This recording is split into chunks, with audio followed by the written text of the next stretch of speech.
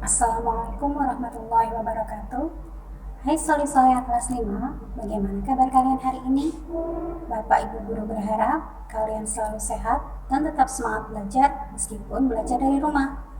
Soli-solehah, pada kesempatan kali ini kita akan belajar bahasa Indonesia. Kita masuk pada tema 5 untuk materi menguraikan konsep-konsep yang saling berkaitan pada teks non-fiksi. Apa saja yang akan kita pelajari? Yang pertama, pengertian dan contoh teks non-fiksi. Yang kedua, cara menentukan pokok pikiran dan peta konsep. Dan yang ketiga, cara membuat ringkasan pada teks non-fiksi. Apakah kalian sudah siap belajar? Cermati video ini dan catat poin-poin penting di buku tulismu. Yang pertama, kita akan masuk pada teks non-fiksi. Teks non-fiksi adalah teks yang berdasarkan fakta atau kenyataan, biasanya disertai bukti-bukti yang mendukung. Teks non-fiksi contohnya esai, laporan, berita, artikel ilmiah.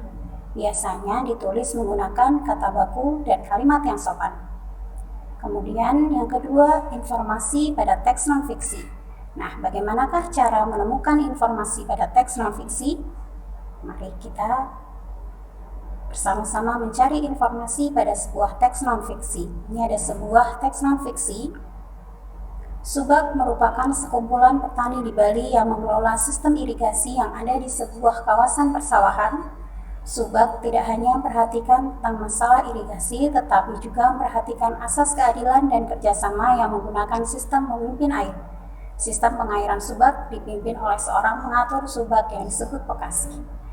Informasi pada sebuah teks non-fiksi adalah hal penting yang bisa kamu peroleh setelah membaca sebuah teks non-fiksi.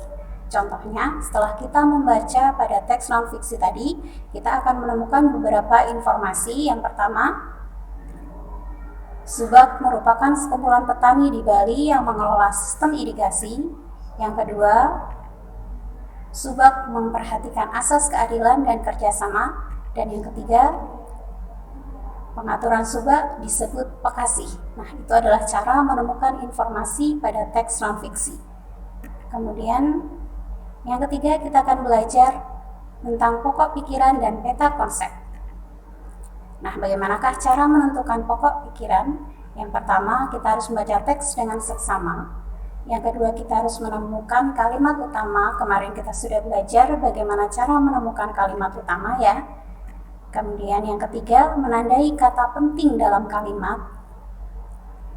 Yang ketiga, menyusun kata penting menjadi pokok pikiran dalam bentuk yang lebih singkat. Nah, nanti kita akan belajar bagaimana caranya. Sebelumnya kita akan mempelajari dulu cara membuat peta konsep. Nah, dari peta pikiran atau pokok pikiran yang sudah kalian buat akan kita buat menjadi peta konsep. Jadi peta konsep dibuat untuk memudahkan memahami isi teks. Nah, bagaimanakah caranya? Yang pertama, tentukan dulu pokok pikiran. Kalau sudah, susun pokok pikiran tersebut dalam sebuah bentuk, bisa kotak, bisa bulat, pokoknya dibuat bentuk yang kalian sukai. Kemudian yang ketiga, hubungkan setiap pokok pikiran tersebut dengan garis atau panah. Contohnya seperti ini. Ada sebuah teks non-fiksi tentang ekosistem. Nah, dari teks non-fiksi ini dapat kita buat pokok pikirannya, kita analisis satu persatu. Yang untuk kalimat pertama, ekosistem terdiri atas individu, populasi, dan komunitas.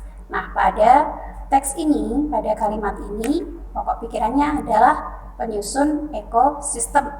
Ya, jadi membahas tentang ekosistem. Kemudian yang kedua, kalimat kedua, individu adalah makhluk hidup tunggal, misalnya seekor kambing, sebatang pohon, dan sebagainya. Nah, pokok pikiran dari kalimat ini adalah pengertian individu. Kemudian yang ketiga, populasi adalah kumpulan individu sejenis yang menempati daerah tertentu. Berarti pokok pikiran dari kalimat ini adalah pengertian populasi. Kemudian yang keempat, contoh populasi adalah populasi ikan, populasi tumbuhan teratai, dan sebagainya. Berarti untuk pokok pikirannya adalah contoh populasi. Kemudian kalimat yang kelima, komunitas adalah populasi makhluk hidup di suatu wilayah tertentu. Jadi pokok pikirannya adalah pengertian komunitas. Kemudian kalimat yang terakhir atau kalimat keenam adalah contoh komunitas adalah komunitas sungai, komunitas padang rumput. Pokok pikirannya tentang pengertian komunitas. Nah, setelah kita menentukan pokok pikiran dari setiap kalimat pada teks tersebut, kita bisa menyusunnya menjadi sebuah peta konsep seperti ini. Jadi untuk kalimat utamanya kita letakkan di tengah atau di atas ya.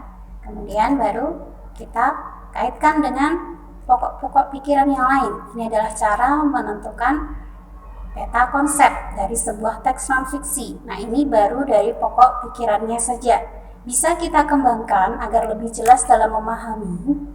Nah, ini cara untuk lebih mempermudah memahami isi dalam sebuah teks non-fiksi.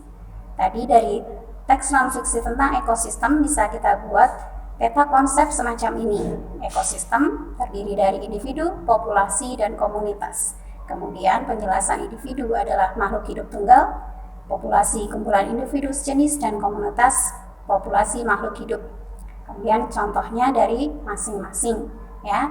Ini adalah cara membuat peta konsep. Kemudian yang keempat, kita belajar tentang meringkas teks. Bagaimanakah cara meringkas sebuah teks non-fiksi?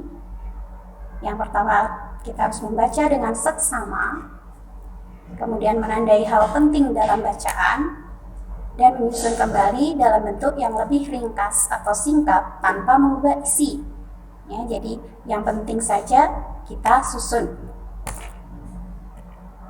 Contohnya, ada sebuah teks. Subak merupakan sekumpulan petani di Bali yang mengelola sistem irigasi yang ada di sebuah kawasan persawahan. Subak tidak hanya memperhatikan tentang masalah irigasi, tetapi juga memperhatikan asas keadilan dan kerjasama yang menggunakan sistem memimpin air. Nah, pada teks ini kita tandai kata atau kalimat yang penting dan menghilangkan kata-kata yang bersifat tambahan atau penjelasan ya.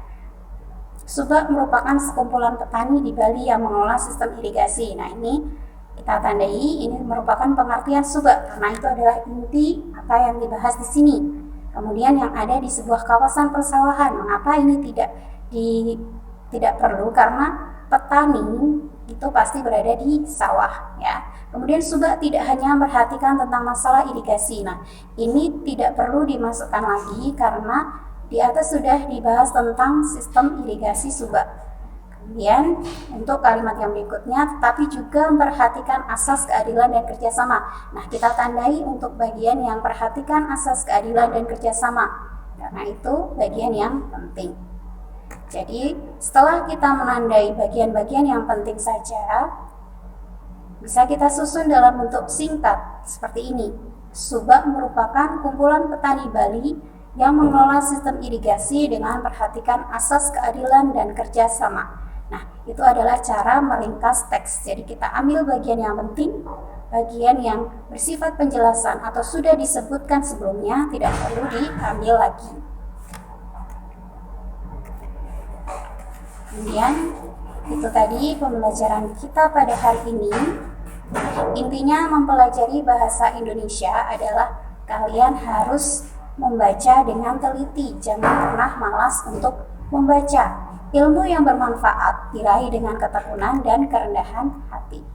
Nah, demikian saja pembelajaran kita pada hari ini. Semoga bermanfaat. Tetap jaga kesehatan, tetap patuhi orang tua, dan selalu beribadah yang tekun. Wassalamualaikum warahmatullahi wabarakatuh.